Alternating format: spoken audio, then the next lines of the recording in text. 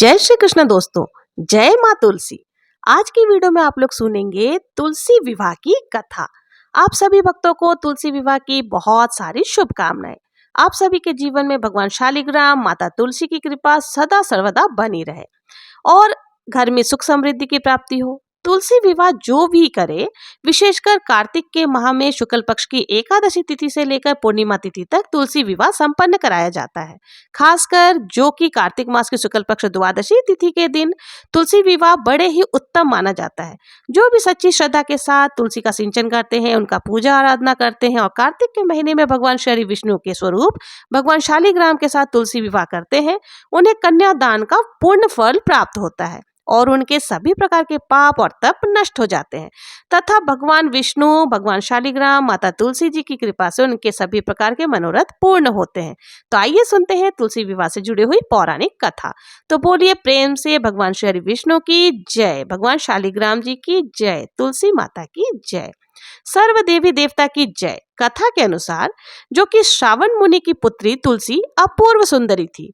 उनकी इच्छा थी कि उनका विवाह भगवान नारायण के साथ हो। इसके लिए उन्होंने नारायण पर्वत की घाटी में स्थित जो कि बद्री वन में घोर तपस्या की और दीर्घ काल तक तपस्या के उपरांत ब्रह्मा जी ने प्रसन्न होकर दर्शन दिया और फिर वर मांगने को कहा। तुलसी ने कहा कि हे सृष्टिकर्ता ब्रह्मदेव, आप अंतर्यामी हैं, सबके मन की बातों को आप जानने वाले हैं। फिर भी मैं अपनी इच्छा बताती हूँ। मैं चाहती हूँ कि भगवान श्री हरि विष्णु मुझे पति के रूप में प्राप्त हो। तब ब्रह्मदेव ने कहा, तुम्हारी मनोरथ जरूर से पूर्ण होगी, परंतु पिछले जन्म में तुमने कोई घोर अपराध किया था जिस कारण से तुम्हें श्राप मिला था। इसी प्रकार भगवान श्री नारायण के एक पार्षद को भी दानव कुल में जन्म लेने का श्राप प्राप्त हुआ था। दानव कुल में जन्म लेने के बाद भी उसमें नारायण का अंश विद्यमान रहेगा। इसलिए इस जन्म में पूर्व जन्म के पाप के समान के लिए संपूर्ण नारायण तो नहीं, नारायण के अंश से युक्त दानव कुल में जन्म उस श्रापग्रस्त शासक से तुम्हारा विवाह संपन्न होगा और श्राप मुक्त होने पर भगवान श्री नारायण सदा सर्वदा के लिए तुम्हारे पति हो जाएंगे। और फिर तुलसी ने ब्रह्मा के इस वर को स्वीकार कर लिया, क्योंकि मानव कुल में जन्म के कारण से मायावी भोग तो भोगना ही था। फिर तुलसी बद्रीवन में रहने लगी और उस समय उनका नाम वृंदा था। नारायण का वो शासक जो कि दानव कुल में शंखचूर के नाम से जन्म लिया, जिसका की नाम जालंधर भी था। कुछ दिनों के बाद वह भ्रमण करता हुआ बद्रीवन में आया। यहाँ तुलसी को देखते ही उस पर मुग्ध हो गया। तुलसी के सामने उसने अपने साथ विवाह का प्रस्ताव रखा। इतने में ही वृंदा ब्रह्मा जी आ गए और तुलसी से कहा कि तुलसी, शंखचूर को देखो, ये देवोमोप इसका स्वरूप है। दानव कुल में जन्म लेने के बाद भी लगता है जैसे इसके शरीर में नारायण का वास हो। तुम प्रस्ताव को सहर्ष से स्वीकार कर लो। फिर तुलसी, जिनका नाम वृंदा था, उनको लगा कि उनकी तपस्या पूर्ण हुई, इसे एकल फल मिला है। शंखचूर के साथ उसका गंधर्व विवाह हो गया और वो शंखचूड़ के साथ उसके महल में रानी बनकर रहने लगी। शंखचूड़ ने अपनी परम सुंदरी सती साध्वी पत्नी वृंदा के साथ बहुत दिनों तक राज्य किया।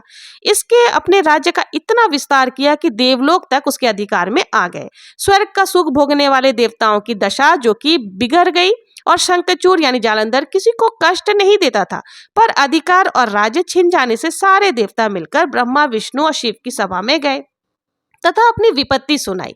ब्रह्मा जी ने कहा कि वृंदा परम साध्वी है, उसका विवाह जो कि शंखचूड़ जालंधर के साथ कराया था और फिर शंखचूड़ को तब तक नहीं हराया जा सकता जब तक तुलसी को न छला जाए, यानी कि तुलसी की प्रतिव्रता भंग ना हो जाए, क्योंकि वो बहुत बड़ी प्रतिव्रता है। विष्णु जी ने कहा कि शंखचूड़ पूर्व जन्म में मेरा शासक था और श्राप के कारण उसे दैत्य कुल में जन्म लेना पड़ा। इस जन्म में भी मेरे अंश उसमें व्याप्त है। साथ ही तुलसी के पतिव्रत धर्म से वो अजय है। फिर देवताओं की सहमति से भगवान शिव ने शंखचूड़ के पास संदेशा भेजा कि वो देवताओं का राज्य लौटा दे या फिर उससे युद्ध करे। और शंखचूड़ भगवान शंकर के पास पहुंचा। उसने कहा कि हे देवादिदेव, मैं किसी को दुखी नहीं कर रहा। देवताओं से कहिए कि मेरी प्रजा होकर रहे और हमारा युद्ध अगर होगा तो वो शोभा नहीं देता है। अगर आप हार गए तो बहुत ही ज्यादा दुख की बात होगी और अगर मैं हार गया तो आपकी कृति अधिक नहीं बढ़ेगी। भगवान शंकर हंसे। वे तो सब रहस्य को समझते थे। तुलसी और शंखचूड़ के पूर्व जन्म के श्राप की अवधि लगभग पूरी हो चुकी थी। बोले, इसमें कृति और लज्जा की कोई बात नहीं है। तुम देवों का राज लौटाकर उन्हें उनके पद पर प्रतिष्ठित होने दो। युद्ध से बचने का यही एक उपाय है। शंखचूड़ ने कहा, मैंने युद्ध के बल से देवलोक को जीता है, कोई उसे युद्ध के द्वारा ही वापस ले सकता है। ये मेरा अंतिम उत्तर है और फैसला है।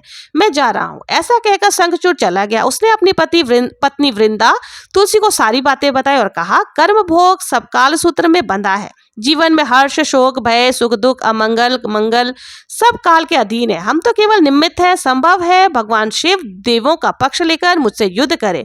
तुम चिंता मत करना, तुम्हारे सतीत्व से मेरी रक्षा होगी। दूसरे दिन भगवान शंकर के नेतृत्व में देवताओं ने युद्ध छेड़ दिया और शंखचूड़ ने भीषण बाणों की वर्षा आरंभ कर दी। उनके वेग को रोका नहीं जा सकता था। उनके प्रहार से देवता डगमगाने लगे। उसने दानवी शक्ति का प्रयोग कर मायावी युद्ध आरंभ कर दिया। युद्ध स्थल पर वो किसी को दिखाई नहीं देता था, पर उसके अस्त्र शस्त्र प्रहार देवों को घायल कर देते थे। देवगण अपने अस्त्र शस्त्र चलाते तो आखिर किस पर चलाते, क्योंकि कोई शत्रु सामने था ही नहीं। कई दिनों तक भयंकर युद्ध चलता रहा और शंखचूड़ पराजित नहीं हुआ। तब भगवान शिव ने भगवान विष्णु से कहा, हे विष्णु, कुछ उपाय कीजिए, अन्यथा मेरा सारा यश मिट्टी में मिल जाएगा। भगवान विष्णु ने सोचा, बल से शंखचूड़ को हराया नहीं जा सकता, इसलिए छल का सहारा लेना ही पड़ेगा। उन्होंने तुरंत अपना स्वरूप शंखचूड़ जैसा बनाया और अस्त्र शस्त्र सज्जित होकर तुलसी, जिनका की नाम वृंदा था, उनके पास जा पहुंचे और बोले, प्रिय, मैं युद्ध जीत गया। सारी देवी देवता भगवान शंकर समेत हार गए। इस खुशी में जाओ, मैं तुम्हें अंग से लगाता हूँ। पति को प्रत्यक्ष खड़ा देखकर तथा विजय का समाचार सुनकर वह दौड़कर मायावी शंखचूड़ के गले से लिपट गए। इस प्रकार पति पत्नी ने आलिंगन हो खूब खुशी मनाई।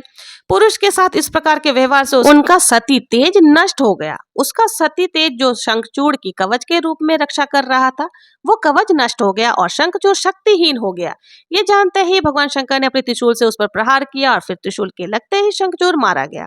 शंखचूड़ के मरते ही भगवान विष्णु, जो कि अपने असली रूप में आ गए सामने, अपने पति शंखचूड़ के स्थान पर भगवान विष्णु को देखकर तुलसी बहुत विस्मित हुई। उसको पता लग गया कि स्वयं नारायण ने उसके साथ छल किया है और वो बहुत ज्यादा क्रोधित हो गई। क्रोध में आकर उन्होंने श्राप दे दिया कि एक सती स्त्री का सतीत्व भंग करने के अपराध में मैं आपको श्राप देती हूँ, तुम हृदयहीन पत्थर हो जाओ। और फिर भगवान विष्णु ने तुलसी के श्राप को शिरोधार्य कर कहा, हे देवी, तुम्हारे तथा शंखचूड़ के कल्याण के लिए मुझे ऐसा करना पड़ा तो तुम दोनों का श्राप मुक्त करना था। तुम भी अब शरीर त्याग कर तुलसी बरवा के रूप में जन्म लोगी और मेरी पूजा तुलसी दल से ही होगी। मैं शालिग्राम पत्थर के रूप में होऊंगा। मेरे शीर्ष पर तुम सदा आदर के साथ विराजमान होगी। तुम्हारे पति की हड्डियों के चूर्ण से शंख की उत्पत्ति होगी। उस शंख ध्वनि से देवताओं तथा मेरी पूजा आराधना होगी। जहाँ शंख ध्वनि होगी वहां मंगलमय मैं विराजमान रहूंगा। तुमने पूर्व जन्म में बद्रीवन में मुझे पाने के लिए बड़ी घनघोर तपस्या की थी। अब अगले जन्म में मैं नारायण प्रशस्त के रूप में बद्रीवन से स्थापित होऊंगा और मेरी पूजा अर्चना फल फूल से ना होकर तुम्हारे तुलसी दल से होगी। मेरे शीर्ष पर विराजमान होकर तुम मुझसे भी ऊंचा पद प्राप्त करोगी और जो भी मेरे शालिग्राम स्वरूप के साथ तुलसी का विवाह करेगा उसके जन्मों के कई प्रकार के पाप और ताप नष्ट हो जाएंगे तथा मेरी कृपा प्राप्त होगी। तो बोलिए प्रेम से भगवान श्री हरि विष्णु की जय, माता लक्ष्मी की जय, तुलसी माता की जय, भगवान शालिग्राम जी की जय।